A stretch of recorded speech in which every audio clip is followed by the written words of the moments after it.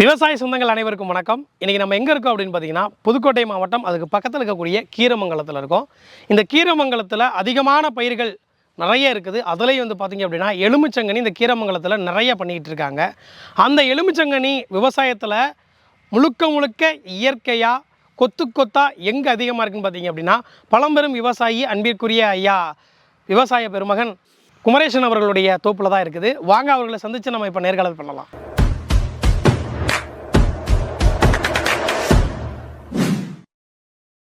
ஐயா வணக்கம். நல்லா இருக்கீங்களா? உங்களை பற்றின ஒரு அறிமுகத்தை நம்ம மக்கள்கிட்ட கொடுக்கலாம். ஐயா, என்னோடய ஊர் வந்து புதுக்கோட்டை மாவட்டம் கீரமங்கலம். ஒரு விவசாயி. நான் 4 வருஷமாக எலுமிச்சை சாகுபடி செய்து வருகிறேன். 4 வருஷமாக ஆர்கானிக் முறையில் தான் நான் விவசாயம் பண்ணியிருக்கேன். இந்நேரம் வரையும் கெமிக்கல்ன்ற ஒரு வார்த்தைக்கு இந்த இடத்துக்குள்ள இழக்கல. எனக்கு பல நபர்கள் வந்து என்னிடம் இப்படி உனக்கு இந்த நோய் வருது அந்த நோய் வருது கண்ணு கொட்டுதுன்னெலாம் சொன்னாங்க. நான் அதை ஏற்றுக்கல. ஆனால் என்னோடய இயற்கை முறையில் வந்த சத்தியம் என்ற கம்பெனிலேருந்து வந்து என்னை ஒரு தடவை தான் பார்த்தாங்க. மறுதடவை பார்க்கும்போது எனக்கு தோட்டத்தில் உரத்தை இறக்கிட்டாங்க. அன்றைக்கி இறக்குனத்துலேருந்து அதனால் பலன் அடைஞ்சு இன்றைக்கி தோட்டத்தை பார்க்கும்போது எனக்கே விரும்புதமாக இருக்குது. இப்போ ஒரு வாரத்துக்கு முன்னாடி என்னடா இலை எப்படி இருக்குன்னாங்க. அதை பற்றி கவலைப்படல. என் தோட்டத்தில் காய் எப்படி இருக்கு மட்டும் பாருங்கள். அதே மாதிரி காய் நல்லா இருந்தது. இன்னமும் இன்றைக்கி ஒரு நாளைக்கு 50 கிலோட்ட பிடுங்கிக்கு தான் இருக்கிறேன். ஒன்றும் பிரச்சனை இல்லை. கொட்டை போய் பாருங்கள். சத்தியம் இதுலேருந்து எடுத்ததுனால எனக்கு பெருமையாக தான் இருக்குது, தவிர ஒன்றும் இல்லை. இப்போ நம்ம இதனால் கெமிக்கல் ஒரு உரத்தை உள்ளே விட்டு இப்போ மண்ணை வளத்தை கெடுத்து அப்புறம் நான் ஒரு 30 வருஷம் வளர வேண்டிய 10 வருஷத்தில் காலி பண்ணிட்டு போகிறது இல்லைன்னா ஒன்றும் அர்த்தம் இல்லை. நம்ம இயற்கை மனிதன் எப்படி ஒரு காய்ச்சல் வரும்போது ஒரு மெடிக்கல் நோக்கி ஓடாமல் வீட்டில் ஒரு என்ன மருத்துவம் செய்கிறோமோ அதை செஞ்சால் நீண்ட வாழ்க்கை வாழலாம். கண்டிப்பாக. இல்லை நம்ம அதை விட்டுட்டு டக்குனு மாதிரி மெடிக்கலில் போய்ட்டு எனக்கு மாத்திரை கொடுங்க சார்னா உடனே ஒரு 10 நிமிஷத்தில் நிற்கும். ஆனால் வாழ்க்கையை வந்து அதுலேருந்து 2 வருஷத்தை குறைச்சிக்கிற வேண்டிய தான். ஒரு கேள்விக்குறி. ஆமாம், கேள்விக்குறி தான் என்னோடய ஃபார்மெட்டு.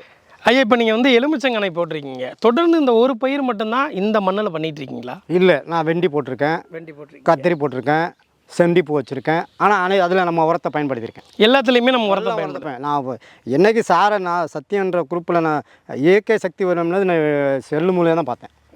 அதன் மூலியம் நான் கான்டாக்ட் பண்ண சார் கண்டிப்பாக நமக்கு வந்து டேரெக்டாக கிடச்சாருங்க. அந்த இதில் பார்த்ததுனால எடுத்து ஒன்று சொன்னேன். இதில் என்ன தரமா மறுதாழ்வு வெண்டியை வெட்டி சீவி விட்டுட்டு இந்த உரம் வைக்கிறதுக்கு நம்ம இயற்கை இதில் இருக்குது, நம்மதில் இருக்குது. அந்த நுண்ணூட்டத்தை கொடுத்தா அதோட தன்மை நல்லாயிருக்கு. நல்லாயிருக்கு. நல்லா வளர்ச்சி அடைஞ்சிச்சு. நம்மளோட உரத்தை போட்டால் நல்லாயிருக்கும். இந்த சம்பூர்ணாலாம் இந்த இருக்குது. ட்ரிபிள் ஆக்ஷன்லாம் வந்து பக்காசன் பூச்சி வரட்டு வந்து போய் அங்கே போய் மோனோகுட்டாஸ் வாங்கி அடிக்கிறதுக்கு நம்ம இதை அடித்தோம்னா இயற்கை ஸ்டார்டிங்லேருந்து ஆரம்பிச்சிட்டாலே ஒரு 5 நாளைக்கு ஒரு தடவை காட்டி விட்டாலே ரிசல்ட்டு தந்துக்கு இருக்குது. அதனால் நம்ம அந்த இயற்கை என்பது நல்ல பேர் வாங்கிக்கிருக்கு. அதனால் நான் சாப்பிட்டே என்ன சொன்னேன், அப்பப்போ அவர் கான்டாக்டில் இருப்பார், தொழில்நுட்பம் கம்பெனி மதுரை கம்பெனியில் நான் அங்கே சொன்னாங்க லேடிஸ் இருக்காங்க. அவங்கள்ட்ட சொன்ன இந்த சத்தியம் பார்ப்பாங்கன்னு சொன்னால் டக்குன்னு உடனே மருந்து அனுப்பிச்சி வச்சுருவாங்க. சார் வந்து இதுலேருந்து இப்போ கரம்பக்குள்ளேருந்து டெப்போ வச்சுருக்காங்க. அங்கேருந்து எனக்கு டெலிவரி பண்ணிடுவாங்க. மருந்துக்கு எந்த பிரச்சனை இல்லை. கேட்ட டயத்துக்கு தோட்டத்துக்கு வந்துடும். உங்களுடைய இந்த ஆழமான மனசில் இருக்கக்கூடிய வர சந்தோஷம் வந்து உலக மக்கள் உங்களை மாதிரி இருக்கக்கூடிய விவசாயிகளுக்கு கண்டிப்பாக இது போய் நல்லபடியாக செய்கிறோம். ஐயா, இப்போ எனக்கு என்ன ஒரு சின்ன சந்தேகம் அப்படின்னா, இப்போ எலுமிச்சங்கனி அப்படின்னு சொல்லும் பொழுது இதை வந்து எத்தனை நாள்லேருந்து எத்தனை நாளுக்குள்ளே அறுவடை பண்ணணும்? செடி வச்சு வந்து இந்த நம்ம வந்து பாலாஜி என்ற கன்று தான் நம்ம யூஸ் பண்ணுறோம். பாலாஜி கன்று? ஆமாம், ஆந்திரா மாநிலத்தில் உள்ள பாலாஜி என்ற சீடு தான் நான் வாங்கி வந்து வச்சுருக்கேன். அதாவது அவங்க கொடுத்த டார்கெட் எப்படின்னா 2.5 வருஷம். 2.5 வருஷத்தில் நம்ம மருந்து அதில் உள்ள செலுத்திட்டோம். 2.5 வருஷத்தில் செலுத்தும் போது ஒவ்வொரு கண்ணாக எங்களுக்கு எலுமிச்சை கொடுத்தது. ஆனால் அதை கண்டினியூ பண்ணிக்க வந்தேன். 3ஆவது வருஷம் அப்படி தாண்ட ஒவ்வொரு மரமாக ப்ரிப்பேர் ஆச்சு. ஆனால் நாங்கள் ஆல்ரெடி எல்லா மரத்துக்கு 1 லிட்டர் வீதம் ஊற்ற சொன்னாங்க. 200 மரம் 2 ஏக்கர் எலுமிச்சை இருக்குது. ஒரு மரத்துக்கு 1 லிட்டர் வீதம் ஊற்றியாச்சு. ஊற்றின ரிசல்ட்டு இன்னேற வரையும் அப்படியே அதே மரம் தான் எடுத்துருக்கு. அதே மாதிரி மருந்து எடுத்து அவங்க ஒன்று சொன்ன மாதிரி எல்லாம் காய்க்கும் சொன்னாங்க. சத்தியத்துலேருந்து ஒன்று சொன்ன மாதிரி சுபாஷ் சார் ரொம்ப ரெக்கமெண்ட் பண்ணார். அதே மாதிரி ஊற்றி எல்லாரும் ஊற்றி சுரண்டி விட்டுட்டு பொருளெல்லாம் செதுக்கி விட்டுட்டு எல்லாம் செதுக்கிட்டு ஊற்றிட்டோம்.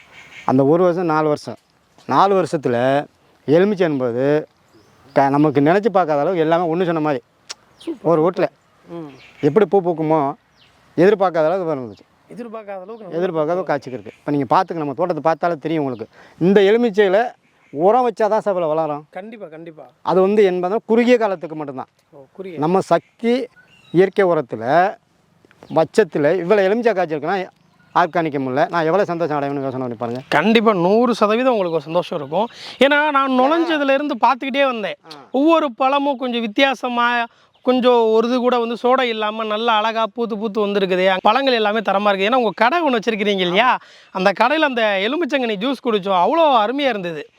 குடிக்கிறதுக்கே ரொம்ப டேஸ்ட்டாக நல்லா ஹெல்த்தியாக இருக்கிற மாதிரி இருந்தது. நம்ம ஊர்லேயே கீரமங்கலத்தில் எலுமிச்சை ஜூஸ் போது அப்போலேருந்து அப்போலேருந்து வைக்கிறதுக்கு ஆர்வம் காட்டினது இதனால தான்.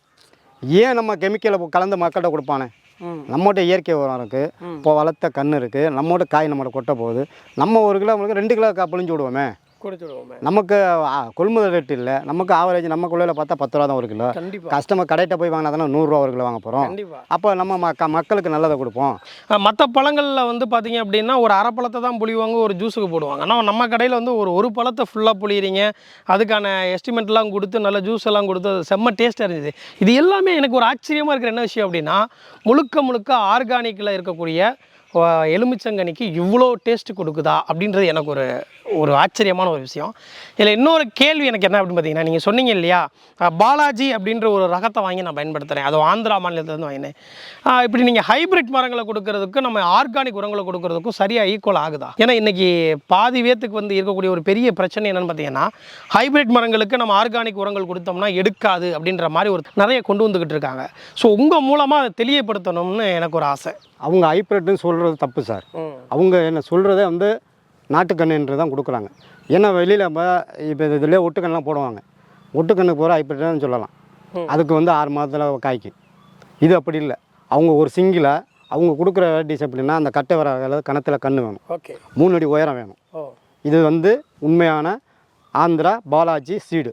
ஆந்திரா பாலாஜி சீடு. இப்போ கீரமங்கலத்தில் கடை சொல்கிறீங்களே, அந்த கடையில் வந்து நான் புழிஞ்ச விதை இருக்குது பார்த்தீங்களா, முன்னாடி வந்து என்கிட்ட அந்த விதையை வாங்குவாங்க.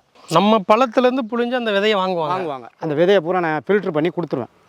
சரி, லாஸ்ட்டில் அந்த பாட்டில் இறங்கும் புள்ள அந்த விதை பூரா நிற்கும். அப்போ என்னும் போது அது 1000 விதை 1500 ரூபா தேரும். 1000 விதை 1500 ரூபா தேரும். பெரிய ஒரு ஆச்சரியமாக இருக்குது. முதல்ல எலுமிச்சம்பழ விதையில் வந்து 1000 விதை வந்து 1500 ரூபா தேருன்னு சொல்லி இது வரைக்கும் நான் கேள்விப்பட்டதில்லை. ஆனால் முதல்ல சொல்லியிருக்கிறீங்க, செம்ம ஒரு இன்ட்ரெஸ்டிங்காக இருக்குது சார். அந்த விதைகளை எடுத்தோம்னா அவருங்க பழம் மட்டும் இன்றைக்கி கன்று வளர்த்து இன்னும் காய் பிடிங்கிருக்காங்க.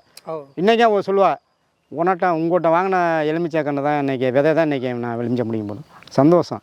நான் ஃப்ரீயாக தான் கொடுத்தேன். ஆனால் ஃப்ரீயாக கொண்ட கண்ணை வளங்க, விதை எவ்வளோ வேணால் சொல்லுங்கள், நான் எடுத்து நான் கீழே கொட்ட போகிறது உங்கள்கிட்ட கூட தான் ஒரு கன்று உருவாக போகுது அப்படின்னு சொல்லி தான் நான் கொடுத்து வளர்த்துருக்கேன்.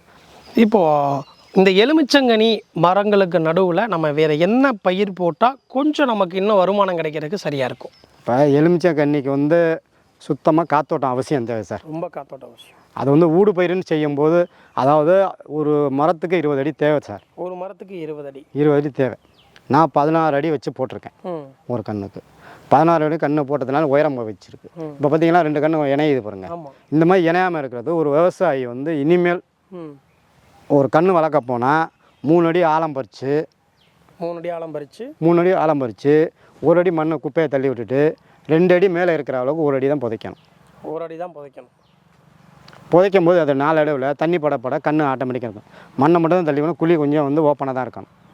ஏன்னா 3 ஃபுல்லாக மூடிடக்கூடாது. கண்ணை அந்த பாக்கெட்டை உடச்சி உள்ளே விட்டுட்டோம்னா மூடிடக்கூடாது. அந்த கன்று 4 அளவில் தண்ணி பட கீழே வந்து புறமை வரும். ஒரு காற்று வந்து இன்றைக்கி மரம் சாயாமல் இருக்கிறதுக்கு வந்து அந்த 3 அடி இப்போ அவசியம் தேவைப்படுது சார். கண்டிப்பாக. இந்த புயல் வருதுன்னு சொல்கிறாங்கல்ல, இப்போ கண்ணுலாம் வந்து என்ன வேணால் நம்ம அறியாமல் நான் ஆரம்பத்தில் ஸ்டார்டிங்கில் 1 அடி தான் வெட்டியிருந்தேன். 1 அடி வெட்டியிருந்தீங்க. அப்புறம் 2 அடி வெட்டணும். 2 அடியில் இருக்கிறதுனால தான் கண்ணு சாயாமல் இருந்தது. ஒரு கதையில் ஒரு மரம் சாஞ்சி வச்சு அப்படியே இந்த பற்றியெல்லாம் ஒரு துணியை வச்சு நான் இழுத்து கட்டிட்டேன். அதை அப்போவே அந்த மலையோட மலையை வந்து இழுத்துக்கண்டு நேராக நின்று போச்சு, மரம் சமாளிச்சிருச்சு. ஒரு சின்ன பால்ட்டோட எல்லாம் பண்ணியாச்சு. அதே மாதிரி 3 அடி ஆழம் அவசியம் தேவைப்படும். ஒரு அடி குப்பையை போட்டு அவசியம் மண்ணை ஏற்றி விட்டுட்டு 1 அடி புதைச்சி விடணும், 1 அடி ஃப்ரீயாக விட்டுறணும். எவ்வளவு நாளுக்கு இடையில நம்ம தண்ணி வச்சணும்? அப்போதைக்கு நம்ம கன்று வச்சோம்னா ஒரு வாரத்துக்கு ஒரு தான் தண்ணி விட்டால் போதும். உயிர் தண்ணி ஒரு வாரத்துக்கு கரெக்டாக. ஏன்னா பள்ளம் நம்ம வச்சுருக்கேன் சார், அதனால் சுற்றளவு உங்களுக்கு ஈர காக்கும். அதுக்கு தான் நான் அந்த 1 அடி ஃப்ரீயாக விடுங்கன்னு சொல்கிறது. அதனால ஈரம் காக்கும். அப்படியே காய்ச்சி வர 7 அப்படியே டபுள் ஆக்கி வர வேண்டியதான். கன்று ஒரு 4 மாதம் ஆயிடுச்சு, கன்று தெளிவாகிடுச்சுன்னு சொன்னால் 15 நாளைக்கு ஒரு தடவை தண்ணி. சூப்பர். அப்படியே கட்டிக்க வந்தோம்னா அந்த 15 நாள் தான் சார் கடைசி வரைக்கும் இந்த 15 நாள் தான். நம்ம 15 நாளைக்கு ஒரு தண்ணி. முதல்ல 1 வாரம் கொடுக்குறோம், அதுக்கப்புறம் அந்த 15 நாளைக்கு ஒரு முறை கொடுக்க ஆரம்பிக்கிறோம். அதை கடைசி அறுவடை பண்ணுற வரைக்கும் 15 நாளாக கண்டினியூ பண்ணி ஒரு தண்ணி காட்டினா எலுமிச்சை நீர்ச்சத்து இந்த நீரடிக்காய் நோய் வராது. வராது. சூப்பர். நம்மளோட தண்ணி இருக்குன்னு கட்டிட்டோம்னா காய் போல் பெருசாக வரும். நீர் பட்டு நீரை வந்து நம்ம காய் ஒதுக்கணும் இல்லை சார். கண்டிப்பாக சார், மக்களுக்கு அப்படியே காட்டுங்க. காய் நம்மளோட காய் இப்போ மார்க்கெட்டு போய் ஒதுக்கி போட மாட்டாங்க. ஏன்னா காய் அந்த வெட்டினா ஃபுல்லாகவே சாரம். எலுமிச்சோட புளிகிற மெத்தடே வேறு. எவ்வளோ 2 கிலோ வந்தாலும் புளிஞ்சு ஊற்றணும். அதுதான் நமக்கு ப்ளஸ் பாயிண்ட். எலுமிச்சை சாறு 1 லிட்ரு ஒரு சட்டிக்கு 15 லிட்ரு 14 லிட்ரு எலுமிச்சை தண்ணி கலக்கிறோம்னு சொன்னால் 1 லிட்ரு எலுமிச்சை சாறு உள்ளே விடணும். 1 லிட்டர் எலுமிச்சை சாறு உள்ளே விடணும். இப்போ எலுமிச்சங்கனி அப்படின்னு சொல்லும்போதுங்கய்யா, பெரும்பான்மையாக இந்த இலைக்கர்கள் நோய் வரும். இந்த இலைக்கர்கள் நோயும் மஞ்சள் புள்ளியில் அப்படியே பார்த்தீங்க அப்படின்னா நூல் மாதிரி வருது இல்லைங்களா? இதுக்கெல்லாம் நம்ம என்ன உரம் கொடுத்தா சரியாக இருக்கும்? நம்ம மேலே தெளிப்பான் மூலம் வச்சுக்கலாம். சிங்குன்ற மருந்தை தெளிப்பான் மூலம் தெளித்தா பயாசிங் சூப்பராக தெளிவடையுது. அதே மாதிரி நம்ம அடி உரமாக கற்காச்சல்லி இந்த கடல் பாசி சொல்லுவோம்ல, அதெல்லாம் இங்கே கிடைக்காது. இங்கெல்லாம் கிடைக்காது. நம்ம இதில் வந்து எல்லாமே கிடைக்குது. நாங்கள் இதில் பார்த்து தான் சார் பாதி புரிஞ்சுக்கிறோம். இப்போ நீங்கள் கொடுக்குறீங்க ஒரு கேட்லாக்னு சொன்னால் நாங்கள் படிச்சிருப்போம். கண்டிப்பாக அதை வாங்கினோம் வீசினோம், நோட்டீஸ் மாதிரி வீச மாட்டோம். அதில் என்னென்ன கலந்துருக்கு, இந்த உரம் எங்கெங்கே நீங்கள் இது பண்ணியிருக்கீங்க அப்படின்னா நீங்கள் தெளிவாக பண்ணியிருக்கீங்க.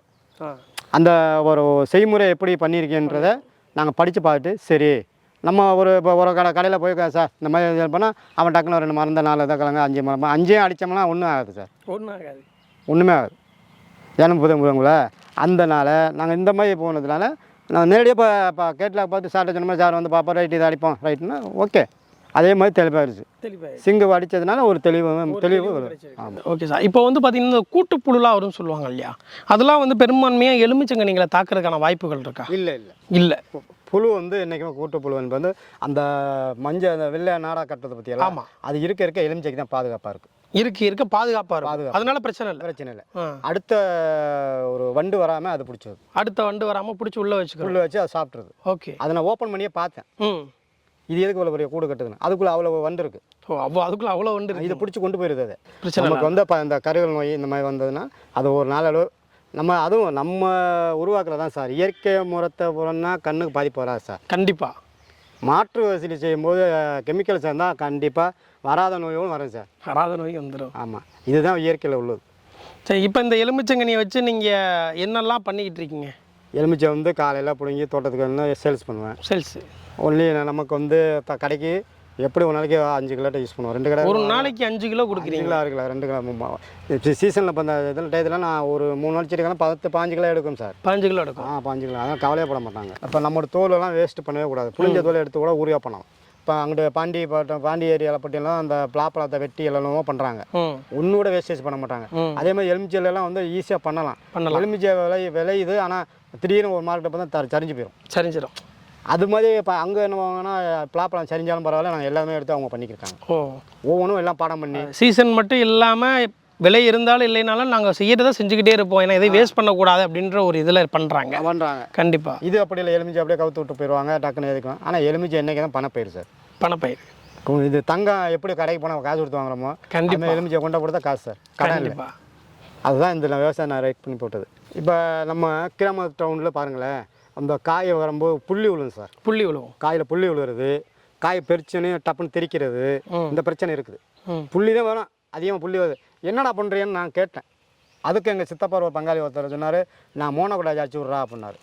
என்ன சித்தப்பா இதுக்கு போய் மோனக்குடாஜி அடிக்க சொல்லல, அந்த புள்ளி விழுவதுக்கு இதுக்கு என்ன இருக்குன்னு கேட்டேன். மாறிக்கிறேன், எனக்கு மாறிச்சுனார். நான் அவர் சுபாஷ் சார்ட்ட கேட்டேன்.